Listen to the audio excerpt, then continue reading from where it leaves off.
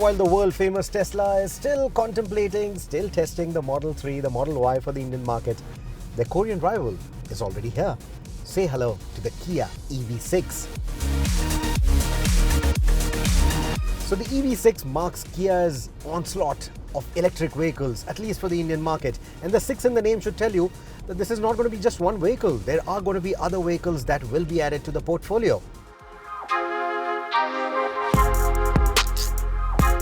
It's not just the name that sounds fit for a concept car, but also the design. It looks like it came straight out of a show floor. It still has the tiger nose, but very subtle. But I love the aggression of the face. Kia's new Opposites United design theme is radical from head to toe. And while it's hard to say which is the prettiest angle for this car, I think I find the rear three-quarter the most appealing, with the seamless lighting signature, the floating panels, and the roof spoiler. In fact, Kia too seems to be obsessed with this angle, so they even put a light in the spoiler that highlights the haunches. They call it the silhouette lighting, and the silhouette of the car will have you debate about the body style. Hatch, SUV, fastback? I think I would just call it crossover, much like the Jaguar I-Pace. Even the design and the layout of the boot reminds me of the I-Pace and is good for a couple of suitcases. Yeah, 520 liters of boot space may not sound like a lot for a car that looks this large, but where they have spent most of that space is right here in the cabin. They've nicely stretched out that wheelbase, and that gives you a lot of legroom. I mean, just look at the kind of legroom that I have. Who needs a luxury crossover? But between those two wheels is this big battery pack, and because batteries usually sit in the floor in EVs, they are quite high. So you sit in a bit of a knees up position, so the under thigh support is a bit compromised. Also, if you are over 6 feet tall, this headroom may not be good enough, especially because of the way the headliner curves in. Otherwise, for an average sized person like me, not a problem at all. On similar lines, you have a completely flat floor because no transmission tunnel. You also have a fairly wide center seat, so seating 3 abreast should be reasonably comfortable. The rear seats can also be reclined a bit for better comfort on long-distance journeys. But speaking of recline... But this is an EV, so you are going to be spending a lot of time at charging stations, so might as well get yourself a nice, comfortable snooze with these fully reclining front seats. Speaking of charging times, the EV6 supports 400 volt as well as 800 volt charging systems and has a fast charger support for up to 350 kilowatts. Such high-speed chargers aren't available in India as easily just yet. But when they are, the EV6 can go from 0 to 80% in around 18 minutes. Standard 50 kilowatt fast chargers would need about an hour more. Now here's another interesting bit. The EV6, you can treat it like a power generator or a big power bank, call it whatever you want. You see this little adapter here? This is called a vehicle to load adapter. Essentially what that gives you is a 3-pin plug. So this is like a big battery pack, the car, and this is like a 3-pin plug. So you can literally power whatever you want. Everything from a microwave to a mixer, maybe get yourself a drink while you're on your journeys, make yourself a shake if you want to. Or not just that, you can also use this 3-pin plug to charge another electric vehicle using AC charging. How cool is that? So this is not just an EV, but also a power bank on wheels. Think about it.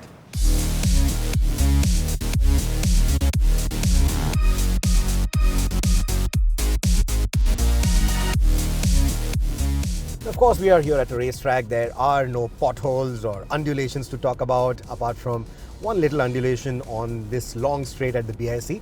But Kia tells us that they have retuned the suspension for the Indian road conditions. Also, the ground clearance is 178 millimeters.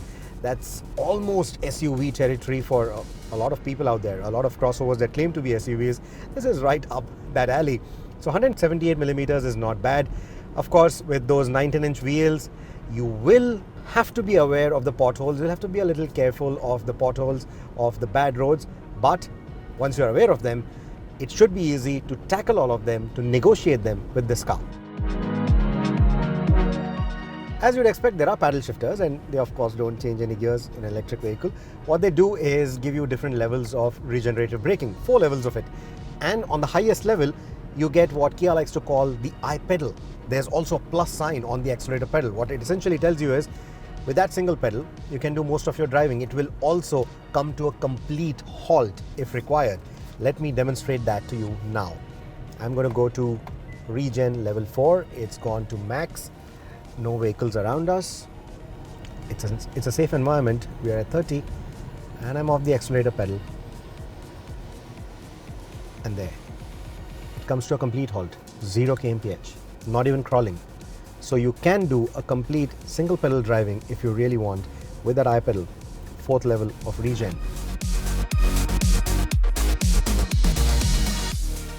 Kia hasn't compromised on the safety. For the kind of money that they are asking you, they are actually brimming this car with features, some of which even the luxury crossovers don't get, like ADAS functionality, for example. There is a fair bit of ADAS kit on this car. That's a very good news. The chassis of the EV6 comprises of 63% high-strength steels, and the cabin is secured with standard 6 airbags or optional 8. So the drive mode switch is right here on the steering. I think it's very ergonomically placed, very conveniently placed. You can quickly cycle through the 3 driving modes. You have normal, you have eco, and you have sport. So obviously we've been trying out the sport mode here quite often on the racetrack. And what the sport mode essentially does is, of course, all these 3 modes are self-explanatory, you guys already know about it, but the sport mode will not only give you much quicker responses, but will also give you much quicker braking response. The braking times, the braking distances are much lesser with this mode compared to the normal mode. We haven't been able to put it to the test in terms of the actual numbers, but we've sort of tested all of this. Now we can't really demonstrate it to you because there are other vehicles on the track that are shooting. But there is a significant difference. Let me tell you that. There's a significant difference in the way the braking manners are in the 3 different modes. Of course, regenerative braking is also working. You can also set the 4 levels like I showed you. But the physical brakes also are a lot more aggressive in that sport mode. I also like the way the steering has been weighted. It's quite nice, especially in the sport mode. It weighs up really well. And even in the eco, the normal modes, it's not overtly light. It doesn't feel artificial. It still has that sporty edge to it, just the way the suspension has that sporty edge, that little bit of firmness to it, which tells you that this is at the end of the day an enthusiast car despite being a long-range EV. The EV6 features a 77.4 kilowatt-hour battery pack, which can be had with a 229 PS single motor configuration or a 325 PS dual motor configuration, which makes it an electric all-wheel drive. However, the system will decide when it will need all-wheel drive. So only when there is slip, only when it thinks that the front wheels also need to be summoned to get better grip, only then the AWD will come into play. And I'm glad they chose this to be predominantly RWD and not FWD. Now the claimed range for this car, WLTP, is 528 kilometers. And knowing how lenient the ARAI is with such test figures and such mileage figures for EVs, I'm sure it could be well over 600 kilometers with the ARAI figures. I think a realistic range of about 350 to 425 should be achievable on this car. That's my estimate. I'm not very sure. We haven't road tested this car, but once we do, we'll be able to confirm that. Hopefully we'll be able to do a longish road trip with this car like we did with the other EVs. They're only limiting this car to 100 units for now, and I think it's going to sell out pretty quickly. Looking at the way the vehicle looks, performs, behaves, I think those 100 units are going to be sold out like that. To put things into perspective, a 5.2 second 0 to 100 sprint makes it quicker than the Porsche Taycan. A drag coefficient of 0.28 makes it more aerodynamic than the Jaguar I-Pace. Its claimed range is better than all the Audi e-trons, and it comes at a price tag comparable to a Mercedes-Benz C-Class. It's a halo car for Kia in that sense, and a rolling demonstration of what one can expect from Kia's electric vehicles going forward. We hear that the more accessible mass-market EVs from the brand are likely to start arriving as early as 2023. Well, to sum it up, I think let's put it this way. This is like a Jaguar I-Pace on a budget. Of course, it's not a cheap car at the asking price. It is competing with the luxury crossovers. But then if you think about it, right now at least, it has no competition. The other electrified vehicles are either much lower in the segment or much higher in the segment. And this is at a beautiful midpoint where Kia is just unrivaled for the EV6. But forget the rivals, in terms of its pure performance, it's just put a wide smile on my face. Not just here on the racetrack. I'm sure that this kind of performance is going to be equally good even out there in the city, even out there in the urban environment, because no matter what driving mode you're in, that performance is always there. It's on tap. And then the whole attribute of electric vehicles, the long range, the quick charging times, it's all there. It is right up the order in terms of the technology.